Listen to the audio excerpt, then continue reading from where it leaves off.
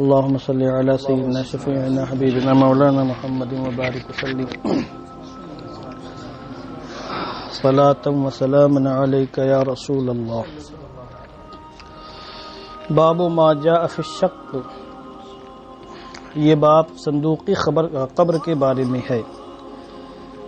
شق شقو کا معنی ہوتا ہے پھاڑنا چیرنا، اور اصطلاح میں یہاں اس کا معنی ہے صندوق بنانا. اور میں نے اس سے پہلے بھی عرض کیا کہ قبریں دو طرح کی ہوتی ہیں. ایک تو یہ کہ پہلے ایک صندوق بنایا جائے اور پھر دائیں جانب گڈھا کھودا جائے، اس کو کہتے ہیں لحد. اردو میں لحد اور لحد یہ عربی میں ہے. لحد بھی اردو میں بولتے ہیں، اور اسی کو بولتے ہیں بغلی قبر، اور یہ دائیں جانب ہوتی ہے، جانب قبلہ. یہ سنت ہے. اور شق بنانا یہ بھی جائز اور درست ہے. شق کا معنی ہوتا ہے ایک صندوق بنائیں، اسی کے بیچ میں دوسرا صندوق یعنی گڈھا، ایک بڑا سا گڈھا بنائیں اور اسی کے بیچ میں دوسرا گڈھا بنائیں. اور قبر میں یہ بہتر ہے کہ قبر لمبی ہونی چاہیے. اگر شق کسی کی ہے، ایک تو صندوق وہ تو لمبا ہو نہیں سکتا ہے، اس میں زیادہ گنجائش بھی نہیں ہو سکتی ہے صندوق میں. وہ تو میت کے قد کے برابر اور میت کے چوڑائی کے برابر وہ بنتا ہے، وہ لحد بنتی ہے. اور شق اگر قبر ہے، اعلی حضرت علیہ الرحمہ کی قبر شق تھی، شق صندوق تھی، اور حضور تاج الشریعہ کی قبر بھی صندوق بنی ہے، صندوقی.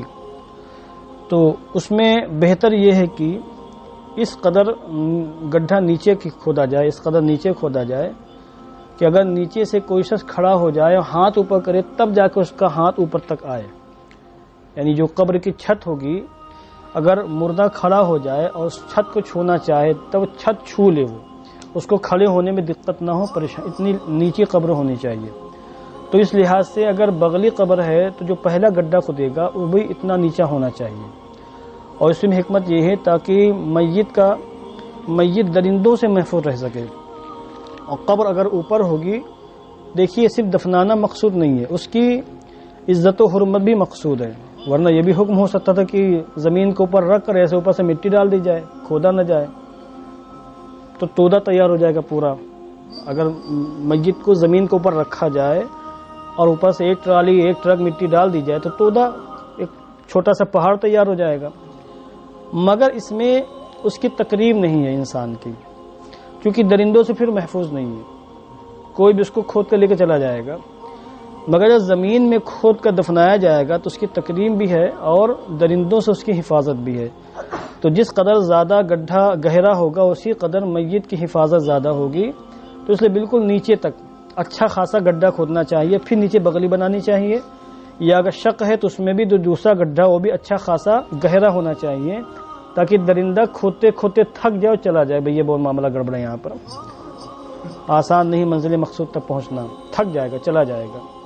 اور 2-3 ہاتھ مارا منہ اس کا پہنچ گیا میت تک تب تو جری ہو جائے گا. یار تو بڑا مسئلہ اچھا ہے، یہاں یہ قبرستان تو اچھا ہے، یہاں تو بہت زیادہ محنت نہیں کرنی پڑتی، سب کو کھود کے پھینک دے گا، وہ کھا ڈالے گا. اور ایک قسم کا درندہ ہے جانور ایسا جو باقاعدہ قبروں میں گھس کر مردے کو کھاتا ہے. سوشل میڈیا پر اس کی میں نے فوٹو بھی دیکھی ہے، عجیب قسم کا درندہ ہے وہ، میں نے پہلی بار اس کا فوٹو دیکھا تھا. تو اس لیے شق ہو چاہے بغلی ہو، جو گڈھا ہو وہ کافی گہرا ہونا چاہیے کہ اگر کوئی نیچے سے کھڑا ہو جائے تو اس کا ہاتھ قبر کی چھت تک پہنچے. مگر عام طور سے اتنی گہری قبریں نہیں کھودی جاتی ہیں. بمبئی میں تو اور بہت کم گہری قبریں کھودی جاتی ہیں. بہرحال اب حدیث پاک دیکھیے آپ پہلے، اس کے بعد گفتگو ہوگی. حدثنا محمود بن غیلان حدثنا ہاشم بن القاسم حدثنا مبارک بن فضالة فابر زبر حدثني حمید الطویل عن انس بن مالک قال. سیدنا انس بن مالک رضی اللہ تعالیٰ عنہ سے مروی ہے. یہ انس بن مالک، ان کے باپ جو مالک تھے مسلمان تھے کہ نہیں تھے؟ ہاں نہیں، حالت کفر میں انتقال ہوا مالک کا. تو ان کے جو سوتیلے باپ ہیں وہ کون ہیں؟ حضرت ابو طلحہ، یہ صحابی ہیں، عظیم الشان صحابی ہیں. انہوں نے ہی ان کی پرورش کی، چونکہ بچپن ہی میں باپ کا انتقال ہو گیا تھا. ان کی والدہ محترمہ ام سلیم نے حضرت ابو طلحہ سے نکاح فرما لیا تھا، نکاح ثانی. لما توفی النبی صلی اللہ علیہ وسلم، جب نبی پاک صلی اللہ علیہ وسلم کی وفات ہو گئی، کان بالمدینہ رجل یلحد یا یلحد، آپ دونوں پڑھ سکتے ہیں فتحہ سے بھی باب فعال سے بھی، مدینہ منورہ میں ایک شخص تھا جو بغلی قبریں تیار کیا کرتا تھا، وآخر یضرح، اور ایک دوسرا شخص تھا ضرح یضرح، جو شق صندوقی قبر تیار کیا کرتا تھا۔ حاشیے میں دونوں حضرات کے نام موجود ہیں، چنانچہ جو لحد تیار کرتے تھے ان کا نام ابو طلحہ انصاری ہیں، یعنی انس بن مالک کے سوتیلے والد، اور جو صندوقی قبر تیار کیا کرتے تھے ان کا نام ہے ابو عبیدہ بن جراح، عظیم الشان دونوں صحابی ہیں۔ اور ایک بات اور یاد رکھیے گا، ایک لفظ ہے ضریح، روزے کے لیے قبر کے لیے ضریح کا استعمال ہوتا ہے، ضریح النبی صلی اللہ علیہ وسلم، یعنی حضور کا روزہ پاک۔ تو حالانکہ حضور کا روزہ پاک جو ہے یہ بغلی تھا، صندوقی نہیں تھا، جو قبر حضور کی بنی ہے وہ لحد تھی، شق نہیں تھی، اور عام طور سے جو شق ہوتی قبر اس کو ضریحن بولتے ہیں عربی زبان میں، ضریح صندوقی قبر کو ضریح کہتے ہیں، مگر کبھی کبھی مطلقاً قبر کو ضریح کہا جاتا ہے، تو اسی مناسبت سے حضور کے روزہ پاک کو بھی ضریح یا کسی بھی مزار کو ضریح کہہ دیا جاتا ہے، چونکہ مطلقاً قبر کے لیے اس کا استعمال ہوتا ہے۔ ہاغذا فی الحاشیہ۔ فقالوا، صحابہ نے آپس میں مشورہ کیا یا آپس میں کہا، نستخیر ربنا، ہم اپنے رب سے استخارہ کریں گے اس مسئلے میں کہ حضور کی قبر انور ضریح ہوگی یعنی شق ہوگی یا لحد ہوگی، کیا ہوگی، استخارہ کریں گے۔ تو اس سے معلوم ہے کہ استخارہ کرنا چاہیے، استخارہ کرنا مستحب ہے، مگر استخارے میں جو چیز ظاہر ہوتی ہے یا جو اشارہ ملتا ہے یہ قطعی اور یقینی نہیں ہوتا، اس میں خطا کا بھرپور امکان ہوتا ہے، بلکہ بہت سے مقام پر خطا بھی ہو جاتی ہے۔ اور استخارہ وہاں ہو جہاں دو امر ہوں، کوئی ایک ہی معاملہ ہو، ایک ہی امر ہو، تو وہاں استخارہ نہیں کرنا چاہیے۔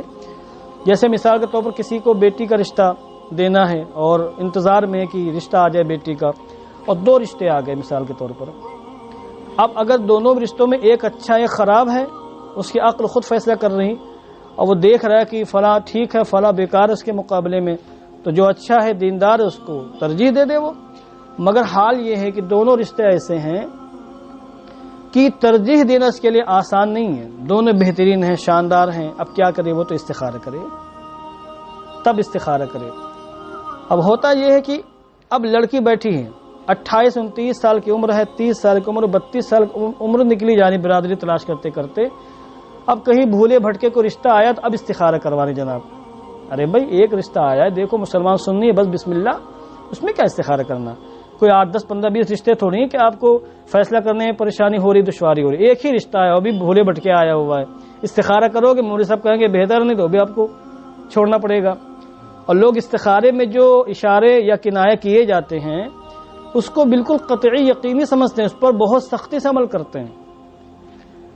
شادی بیاہ وغیرہ کے معاملات میں بار بار استخارہ کرنا یہ اچھی بات نہیں ہے، جہاں گوٹ پھنسے پریشانی ہو اور خود فیصلہ کرنا مشکل ہو تو استخارہ کیا، جیسے یہاں فیصلہ کرنا مشکل تھا کہ بھئی لحد قبر کھدوائی جائے یا شق کھدوائی جائے، اور دونوں طرح کے لوگ موجود ہیں اور دونوں طرح کی قبریں رائج ہیں، تو حضور کے لیے کس طرح کی قبر کا اہتمام کیا جائے، ایک مسئلہ تھا صحابہ کرام کے سامنے۔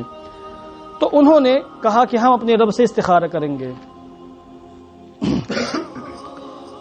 وَنَبْعَثُ إِلَيْهِمَا، اور ہم دونوں کو بلواتے ہیں۔ استخارہ کا طریقہ دیکھیے آپ، استخارے کے بہت سے طریقے ہیں، ایک طریقہ یہاں دیا ہوا ہے اور قانون شریعت کے اندر، بہاری شریعت کے اندر بھی استخارے کا طریقہ دیا ہوا ہے۔ خود میں نے استخارہ کیا جب جامعہ شفیع سے حضرت علامہ مفتی نظام الدین صاحب قبلہ حفظہ اللہ تعالیٰ نے دعوت دی، ہم کو بلایا وہاں پڑھانے کے لیے، اور عالیہ میں جگہ خالی تھی، اور انہوں نے ہمارے سسر صاحب حضرت حافظ و قاری محمد احمد بقائی صاحب قبلہ پر زور دیا کہ بھیجیے مولانا کو اور ان سے کہیے کہ آ جائیں 6 مہینے میں ہم کروا دیں گے ان کا۔ تو اس وقت میں بہت کشمکش کا شکار تھا، اور اس سے پہلے 3 جگہیں ہم نے عالیہ کی چھوڑی تھیں یوپی میں، مگر یہ جامعہ کی بات تھی، حاجی صاحب بھی تیار نہیں تھے بھیجنے کے لیے، بولے کہ نہیں آپ یہیں رہیے۔ پھر وہ گھر ہمارا نیا نیا بنا ہوا تھا جس میں ہم رہتے ہیں، فیملی کوارٹر، کمیٹی نے بڑی لمبی رقم خرچ کر کے اس کو سجایا تھا، ٹائلس وغیرہ بھی لگوائے تھے، فیملی نئی نئی یہاں آئی تھی، بچوں کا نام بھی فاطمہ کا البرکات میں لکھا جا چکا تھا، یہ سارے مسائل ہمارے سامنے تھے. تو ہم نے مفتی صاحب سے 1 ہفتے کا ٹائم لے کر اس میں استخارہ کیا. دل میں یہی بات آئی کہ یہیں رہیں نہ جائیں. تو ہم نے پھر حضرت علامہ نفیس احمد صاحب قبلہ کو فون کر کے ان سے کہا کہ حضرت آپ جو ہے میری طرف سے مفتی صاحب قبلہ سے معذرت کر لیں، مجھے ہمت نہیں کہ میں ان سے فون کر کے بات کروں. تو اس طرح کے مسائل میں استخارہ ہوتا ہے. استخارے کی بہت سی صورتیں ہیں. یہاں جو انہوں نے طریقہ اختیار کیا وہ دیکھیے، فَأَيُّهُمَا سُبِقَا، یہ سبقہ نہیں سبقہ ہے، مجھول، مسبوق ہونا، سبقہ سابق ہونا اور سبقہ مسبوق ہونا. جو بھی پیچھے رہ جائے گا ترک ناہوں سے ہم ترک کر دیں گے. جو آئے گا آگے آئے گا اسی سے قبر تیار کروا لیں گے. اگر لحاد آگے آیا، لحد بنانے والا آگے آیا تو اسے لحد تیار کروا لیں گے. اور اگر شقاق آگے آیا، شق بنانے والا، تو اس سے ہم صندوقی قبر تیار کروا لیں گے. یہ انہوں نے فیصلہ کر لیا. یہ بھی ایک قسم کا استخارہ تھا. کہتے ہیں فَأُرْسِلَ إِلَيْهِمَا، تو دونوں کو بلایا گیا. یہ بلانے کی تعبیر ہے. جیسے ہم کہیں ارسلت الیک، اس کا معنی یہ میں نے آپ کو بلوایا. اس کی تعبیر ہوگی ارسلت الیک، یعنی ارسلت رجلا الیک، میں نے ایک شخص آپ کے پاس بھیجا، لأدعوک، آپ کو بلانے کے لیے. فسبق صاحب اللحد، صاحب اللحد، تو لحد بنانے والے صحابی پہلے آ گئے. اب یہ سبقہ ہے، یہ معروف پڑھیں گے آپ یہاں پر.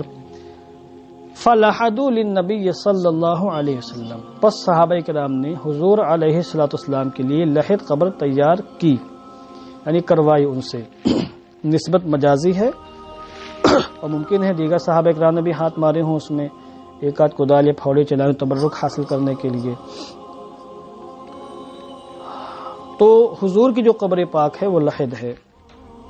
تو لحد جائز ہے، بہتر ہے، افضل ہے، سنت ہے. اور شق جائز ہے فقط. مگر ہمارے فقہا فرماتے ہیں کہ یہ اصل میں زمین کے حالات کے لحاظ سے حکم ہوگا. اگر کسی جگہ زمین نرم ہے اور بھسک جاتی ہے، بھسکنا سمجھتے ہیں، تو پھر وہاں پر لحد بنانا بہتر نہیں ہے، کیونکہ اس میں مردے کی تکریم زیادہ نہیں ہے. کیونکہ کچھ دنوں بعد زمین بیٹھ جائے گی تو مردے کو تکلیف پہنچے گی. تو جہاں پر زمین سخت ہو وہاں پر لحد بنائی جائے، اور جہاں پر زمین نرم ہو وہاں پر شق بنائی جائے، صندوقی قبر تیار کی جائے. ٹھیک نا. اور جہاں پر میڈیم قسم کی زمین ہو تو پھر دونوں اختیار ہیں. بہرحال حضور کی جو قبر پاک ہے وہ لحد ہے. تو جہاں پر نرم مٹی ہو وہاں پر شق بنانا بھی سنت کے درجے میں پھر ہوگا، کیونکہ اس میں میت کی تکریم کا لحاظ کیا گیا ہے، تعظیم کا لحاظ کیا گیا ہے. وہاں پر لحد بنانا اس کے لیے خطرے سے خالی نہیں ہے.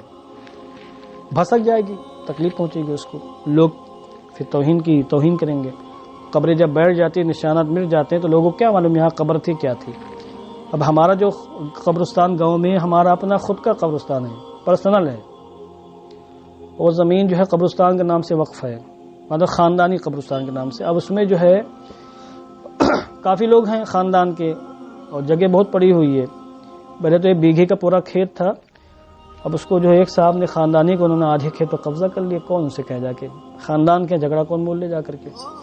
تو اس میں پٹیاں تقسیم کر دی گئی ہیں. تو اس میں جو ہے جنگل ہے. وہ ابھی یوگی یہ اس میں جو پہلی حکومت تھی، کیا نام اس کا، اکھلیش حکومت نے قبرستانی باؤنڈریاں بنوائی تھیں. تو مگر انہی قبرستانوں پر جو وقف عوام کے لیے وقف تھیں. اور ہماری جو زمین ہے یہ مطلب ایسے بس زبانی وقف ہے، مگر ہے وہ انڈر میں ہم لوگوں کے پرائیویٹ زمین ہے وہ. تو اس میں باؤنڈری وغیرہ اس لیے نہیں بن پائی. کوشش کی کہ نہیں کی پتہ نہیں، مگر باؤنڈری اس میں نہیں بن پائی. تو ہم کوشش میں ہے کہ اس میں باؤنڈری بنوا لی جائے، اور اس میں جو ہے اچھا خاصا 1.5 سے 2 لاکھ خرچ آئے گا سادی باؤنڈری بنوانے میں. مگر کوئی تیاری نہیں ہے پیسہ دینے کے لیے. ابھی میں گیا تو وہاں ایک محترمہ اپنی بکریاں چرا رہی تھی قبرستان میں ہمارے.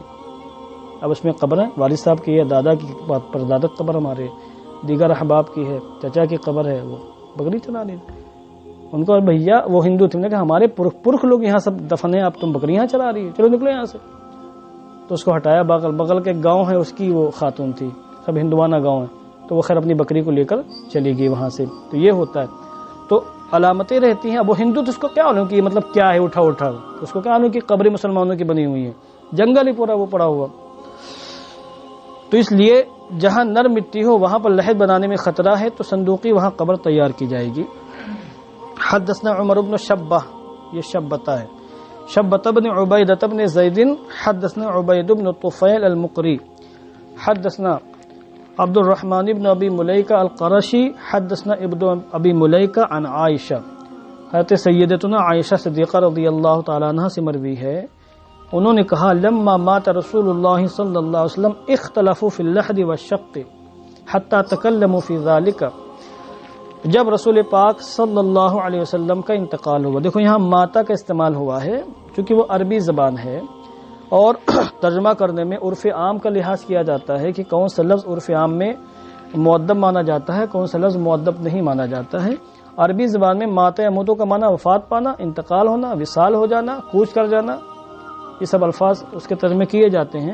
مر جانا اس سے بھی اس کا ترجمہ ہوتا ہے، تو ان سب کے لیے ماتا یا موتو یا ماتا یا میتو ہی استعمال ہوتا ہے، باب ضربہ سے بھی، باب نصرہ سے بھی۔ مگر اردو زبان میں جو ادب کا لفظ ہے، انتقال فرمانا، وصال کر جانا، سمجھا، وفات پا جانا، پردہ فرما جانا، یہ سب معدل لفظ ہیں۔ مر جانا یہ بے ادبی کا لفظ مانا جاتا ہے اردو زبان میں، تو اس کا ترجمہ مر جانا نہیں کریں گے اردو زبان میں، بے ادبی ہے، یہ خلاف ادب ہے، سمجھے آپ۔ اور غیر مقلدین سسرے اس پر بکواس کرتے ہیں، دیکھو ان کو جو ہے موت کا لفظ استعمال کرنے سے موت آتی ہے۔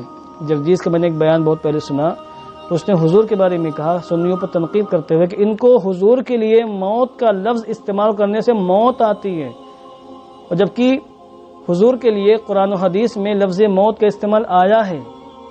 اس نے بات تو صحیح کی، مگر استدلال غلط ہوا اس کا، کیونکہ عرف عام کا اس میں لحاظ کیا جاتا ہے۔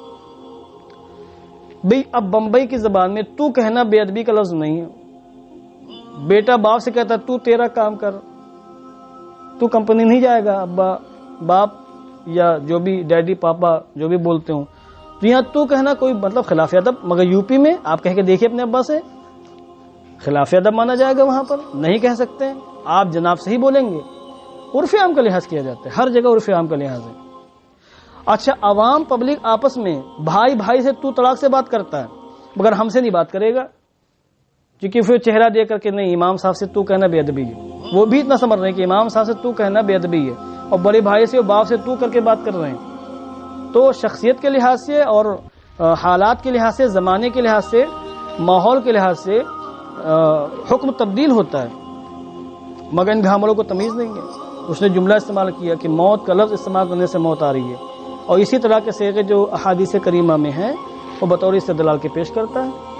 بہرحال یہاں ترجمہ کیا کریں گے، رسول پاک کا وصال ہوا، اختلافوا فی اللحد والشق، تو لحد قبر تیار کرنے میں اور صندوقی قبر تیار کرنے میں صحابہ کرام کے مابین اختلاف ہوا، حتی تکلموا فی ذلک، یہاں تک کہ انہوں نے اس سلسلے میں باہم گفتگو کی اور مشورے ہوئے، وارتفعت اصواتہم، آوازیں بھی بلند ہو گئیں، پورا واقعہ بیان کیا انہوں نے۔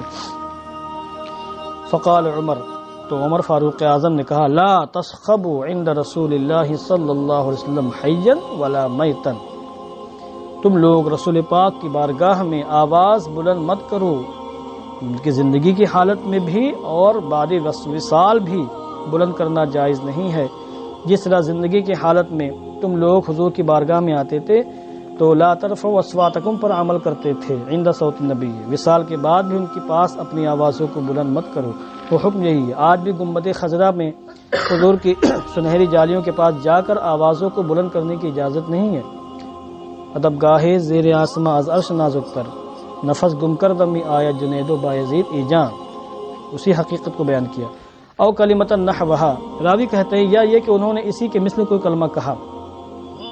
فارسلوا الی الشقاق واللاحد جميعا، تو گفتگو اس بات پر ٹھہری کہ ٹھیک ہے دونوں کو بلایا جائے، تو انہوں نے شقاق اور لاحد دونوں کو ایک ساتھ بلوایا صحابہ کرام نے، اور استخارہ کہ جو پہلے آئے گا اسی سے قبر کھدوائی جائے گی۔